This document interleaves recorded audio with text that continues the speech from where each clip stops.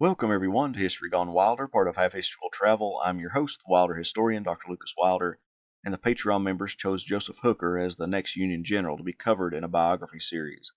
If you like what I do, please consider subscribing to the channel if you haven't done so already, join the Patreon page, and purchase something from a Teespring store or Etsy shop. Every little bit helps. Thank you.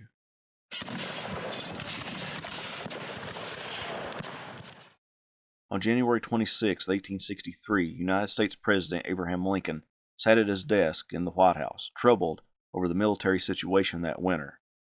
The Army of the Potomac sat idle across the river from Fredericksburg, having endured a terrible defeat in early December. The Battle of Stones River in Tennessee that ended on January 2nd was a Union victory, but not enough to turn around the morale of the country. The attempt to take Vicksburg, Mississippi by way of Chickasaw Bayou ended in defeat. Desertions were up in all Union armies, and the Peace Democrats, also known as Copperheads, were riding high because of all these military misfortunes. That day, Lincoln wrote a letter to the man he hoped would turn around the fortunes of at least the Army of the Potomac, Joseph Hooker. In the letter he wrote, "I have placed you at the head of the Army of the Potomac. Of course I have done this upon what appear to me to be sufficient reasons, and yet I think it is best for you to know that there are some things in regard to which I am not quite satisfied with you. I believe you to be a brave and skillful soldier, which of course I like. I also believe you do not mix politics with your profession, in which you are right.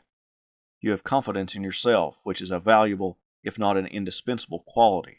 You are ambitious, which within reasonable limits does good rather than harm. But I think that during General Burnside's command of the army, you have taken counsel of your ambition and thwarted him as much as you could, in which you did a great wrong to the country and to a most meritorious and honorable brother officer. I have heard in such way as to believe it of your recently saying that both the army and the government needed a dictator. Of course it was not for this, but in spite of it, that I have given you the command. Only those generals who gain successes can set up dictators. What I now ask of you is military success, and I will risk the dictatorship. The government will support you to the utmost of its ability, which is neither more nor less than it has done and will do for all commanders. I much fear that the spirit which you have aided to infuse into the army, of criticizing their commander, and withholding confidence from him, will now turn upon you. I shall assist you as far as I can to put it down. Neither you nor Napoleon, if he were alive again, could get any good out of an army while such a spirit prevails in it. And now, beware of rashness. Beware of rashness, but with energy and sleepless vigilance go forward and give us victories. Yours very truly, A. Lincoln." With that reprimand and encouragement, Joseph Hooker took command of the Army of the Potomac, one of the principal armies of the United States during the Civil War. Hooker's past military feats and his ability to promote himself above others helped get himself that position. As one of his biographers wrote, Hooker's rise in the Army derived partly from his cultivation of the press, success in battle, reputation as a brave, aggressive general, popularity with his troops, and ability to command at the division level. Moreover, he looked like a general, 6 feet tall, well-proportioned, and handsome, with a rosy countenance, blond hair, and large gray-blue eyes. He sat erect on his white horse ahead of his troops. A correspondent said he appeared as the ideal soldier and leader. This ideal leader came from Massachusetts, as did his family 4 generations back. He was the 5th Joseph Hooker born into this family. The first arrived in Massachusetts just north of Salem from England in 1689. The family progressively worked their way west in the state until the 4th Joseph Hooker moved to the town of Hadley on the Connecticut River. The 4th Joseph Hooker and his wife Mary had 3 daughters by 1814, so when Mary became pregnant again, Joseph hoped for a boy to continue the family line and the family name.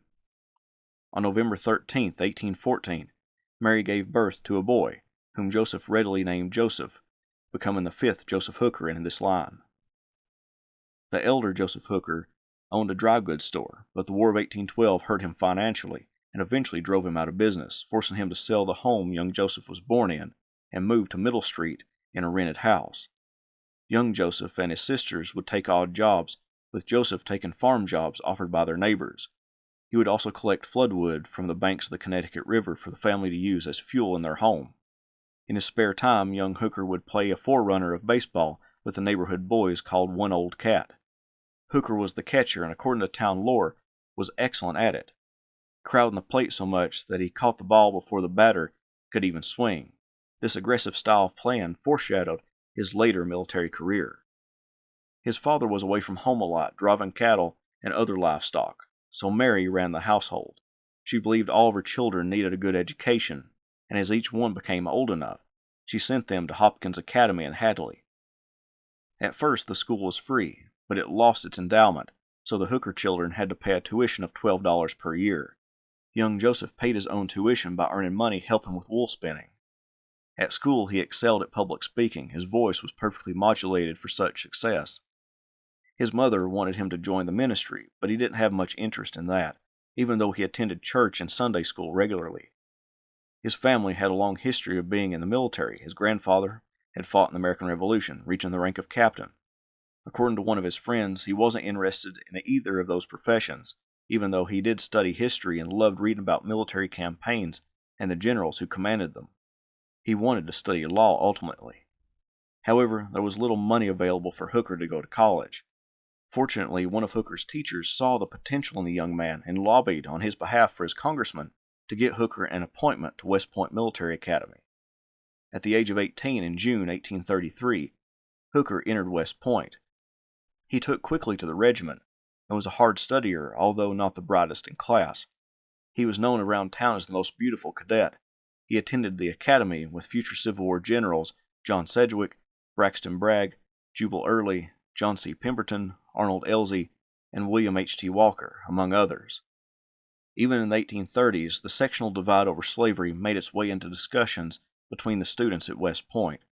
During a formal debate, Hooker argued against slavery, and after the debate, classmate Jubal Early kicked Hooker for his claims, attempting to draw Hooker into a fight, but Hooker decided against it.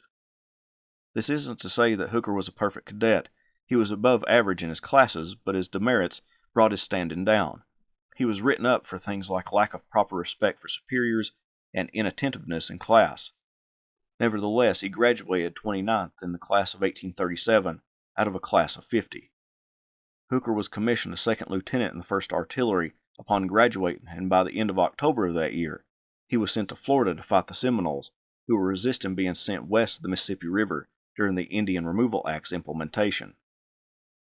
Hooker's first actions during his stint in Florida was to transfer supplies 200 miles to Fort Pierce, then to Fort Jupiter 40 miles further south. In March 1838, Hooker participated in an expedition into the Everglades to find and destroy a band of Seminoles and their camps. However, the Indians were elusive, and not much fighting took place.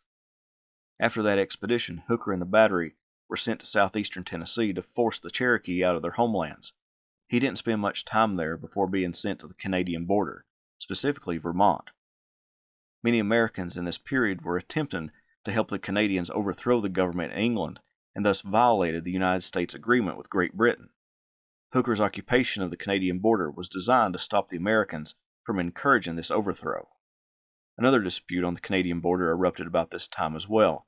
Because the border between the United States and Canada was somewhat vague, the state of Maine and the province of New Brunswick vied for the virgin timber along the border, bringing into question where was the line and who had rights to the timber. Both sides' militias were called out and threatened to start a war. Trying not to start an international conflict, President Martin Van Buren sent General Winfield Scott to Maine to prevent any further hostilities from breaking out. Hooker, now a first lieutenant, was stationed at Hancock Barracks in Maine during this tense time. In July 1841, Hooker returned to West Point, but not as a student, but as an adjutant of the military academy on a 3-month stint. This position wouldn't get him a higher rank, at least not initially, but it would put him in influential circles with officers who could recommend him for promotion. It was staff work, but he did enjoy it. In October, he was back in Maine, but now he was made adjutant of the 1st Artillery. As tensions went down, the various batteries were spread out over New England, and Hooker, as adjutant, traveled over the region, preparing orders and making reports, keeping rosters and enlistment records, and carrying out administrative correspondence. An observer at Fort Adams at Newport, Rhode Island, described Hooker. It was about this time that Lieutenant Joe Hooker came to the fort on a visit. What a handsome fellow he was! Tall, straight, wavy light hair, blue eyes, and a complexion a woman would envy, polished in manner, the perfection of grace in every movement, and with all the courtesy of manner we attribute to the old-time gentleman.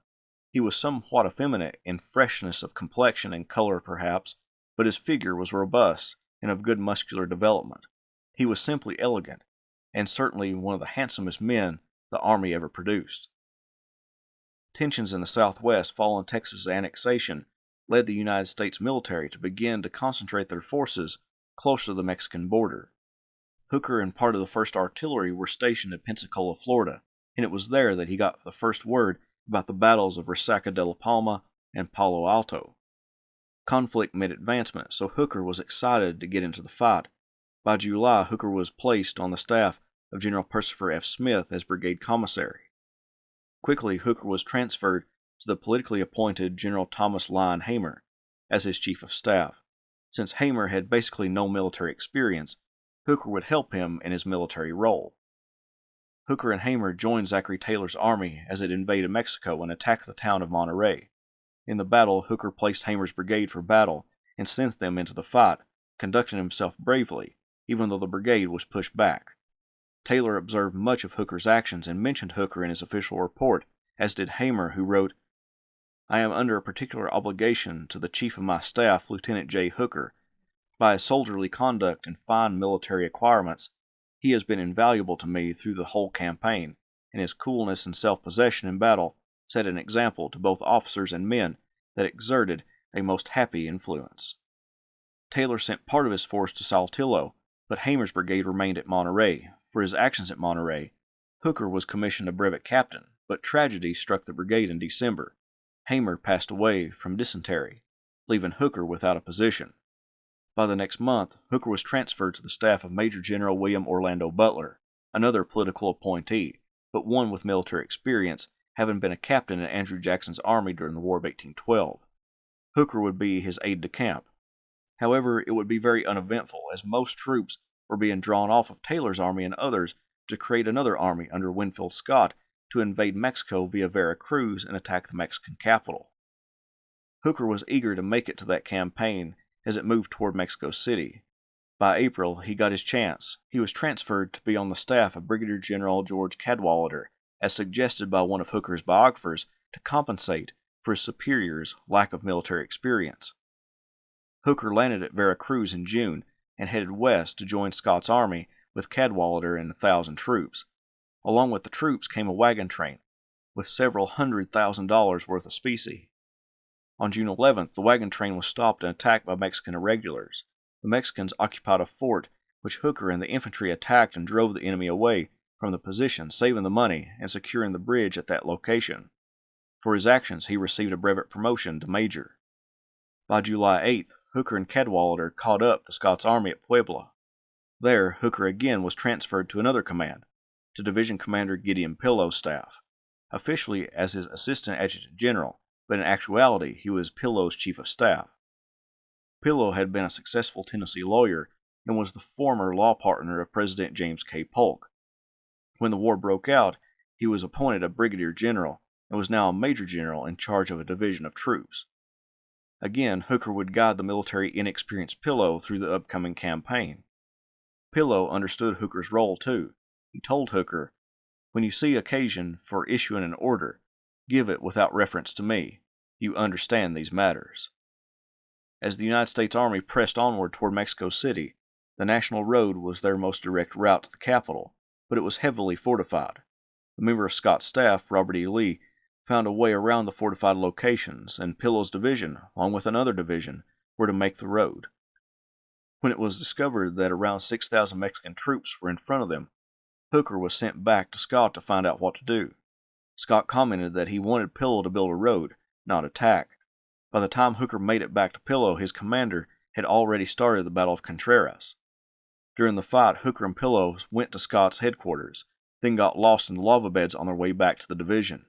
The next morning, Hooker's horse had strayed away, so Pillow returned to the division alone. In the Battle of Churubusco, Hooker was tasked with placing troops for an assault. Placing the men behind a church, he set off on foot to deliver a message from Pillow to one of the brigade commanders. While running across a field, he was attacked by a bull. Hooker drew his saber and began an impromptu bullfight. The animal was getting the better of Hooker, who was calling out for help. An infantryman close by shot the bull, saving Hooker from being maimed. When the Mexican troops surrendered during the battle, Hooker accepted their white flag. At the Battle of Chapultepec, Hooker again helped place troops, but the Voltigueras were pinned down without scaling ladders to allow them to advance. Hooker rushed back to hurry on the ladders, and then asked Pillow, who had been wounded in the foot, if he could maneuver a regiment to the left and hopefully outflank the Mexicans. Pillow gave him permission, but Hooker found the ground too steep. Nevertheless, Hooker returned to the thick of the fight just in time to see the Americans charge over the barricades and capture Chapultepec. For his actions during this battle, he got his third brevet promotion to lieutenant colonel. While in occupied Mexico City, Hooker enjoyed himself. The young ladies of the capital were very flirtatious with him, calling him El Capitan Hermoso. He, along with other officers, to keep alive their traditions from the war, formed the Aztec Club in October 1847. He and others spent time revisiting battlefields and studying tactics. When it was discovered that both Pillow and General William Worth were sending private letters to newspapers criticizing Winfield Scott and his actions during the campaign, Scott confronted them. When he did, he received defiance and insubordination. He had both men arrested. The president didn't like Scott and removed him, and then released Pillow and Worth. A court of inquiry was called to investigate the situation. Hooker testified for General Pillow.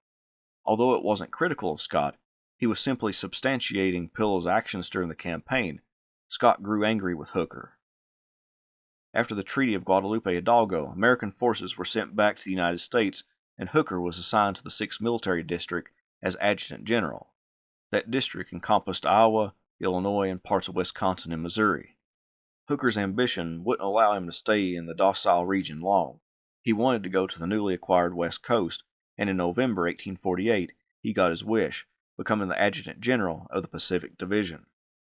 Hooker traveled through the Isthmus of Panama and boarded the Pacific Mail Steamship Company's vessel called California on its first voyage, becoming the first American steam-driven boat to reach California. He landed in San Diego and was immediately detached for duty to mark the boundary between California and Mexico. That job took 4 months, and he was off to Sonoma, headquarters of the Pacific Division. He shared a house with General Percifer F. Smith, Major Philip Kearny, and Captain George Stoneman. When Hooker arrived, it relieved Lieutenant William T. Sherman of his duties as Adjutant General. Hooker and the General Staff toured the new division, including the gold mines that were bringing gold seekers and those looking to profit from the gold seekers into the area. After the excitement of seeing new land, monotony set in Sonoma, where paperwork filled Hooker's daily routine. It didn't help that his pay was stagnant, and regular day laborers all around him could make more in a couple of days than he did in a month. He apparently gave up drinking when leaving West Point, but by the time he made it to California, he was back in the habit and regularly visited the Blue Wing Tavern, where gambling, drinking, and other sordid activities took place. He requested a 2-year leave of absence, and it was granted on November 24, 1851.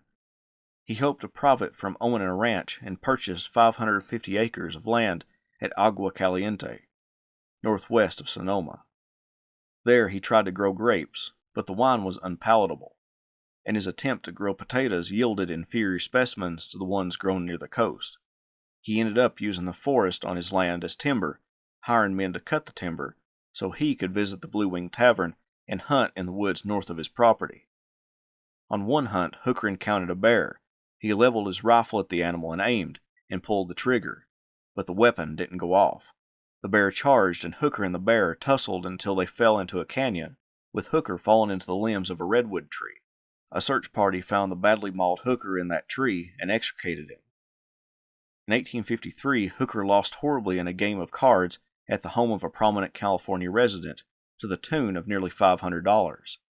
Hooker signed a note saying that he would pay a Mr. Neville that amount at his earliest convenience.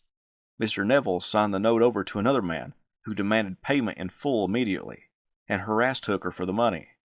When Hooker was taken to court, Hooker explained to the judge that the note was a debt of honor, knowing that gambling debts were not collectible in court, and the case was dismissed. When his 2-year leave of absence ran out, Hooker resigned from the Army, feeling he could make a better life for himself on his ranch than in the Army. He also got a taste for politics, running for Sonoma County Road Overseer first, getting elected to that position, then running for the state assemblyman on the Democratic ticket. When he lost, he claimed that he had been robbed and that the other party imported voters to get his opponent elected. Finding farming too taxing and the life on the ranch too stressful, trying to get the property to yield, he sold his ranch and by 1857 got back into politics, helping his friend John B. Weller obtain the governorship of California. Probably as a result of his support, Hooker became the superintendent of military roads in Oregon. He was to build a road from Scottsburg, Oregon, to the California line. By winter 1858, it was completed and known for a time as the Hooker Road. By 1859, he was back in California and became a colonel in the state militia, but his dealings were in Oregon. Oregon politics was heated in the late 1850s. The party was splitting over the James Buchanan administration and the nomination of Stephen Douglas of Illinois as the Democratic presidential candidate. Hooker, because Buchanan had the support of the pro-slavery wing of the Democratic Party, supported Douglas. He wrote, "The administration and the 1,001 aspirants for the nomination are moving heaven and earth to defeat Douglas.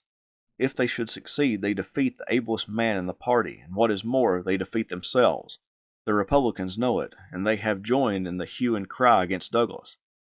Whether he sinks or swims, his bitterest enemies must admit that he is of the stuff of which heroes are made.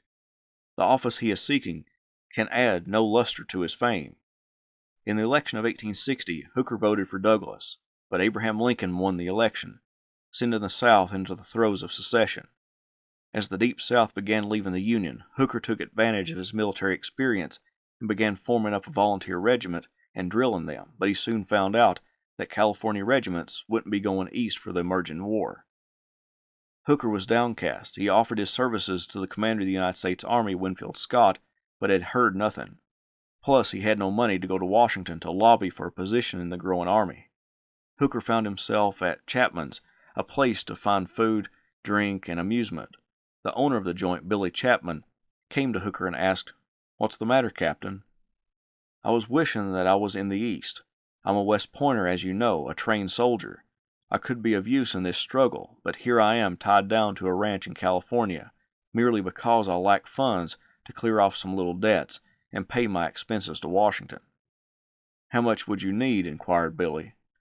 Hooker told him $700 would be enough, and Billy went to his safe and returned with a roll of bills saying, "Here's 1,000, Captain. Take it and go to the front. I wish I could go with you, but I am not quite willing to be a private, and they wouldn't give a commission to a faro dealer. The steamer sails day after tomorrow. I'll be at the wharf to see you off, and you needn't buy any liquor or cigars to keep you cheerful on your way. There will be a few necessaries of that sort in your stateroom." Hooker took the $1,000 and began settling his affairs. The state of California wanted to thank him for his efforts with the militia before he left the California coast by throwing him a dinner, but Hooker declined, having too much to do before he boarded the ship. He wrote a letter thanking them, though. In it he wrote, "I go, gentlemen, to tender my services to the federal government with a will and a purpose, to seek an opportunity to prove my faith in and devotion to the Union of all the states, and to find a place, however humble, among those who have taken up arms to defend it." Hooker set off for Washington on May 21, 1861, aboard the steamer, the St. Louis.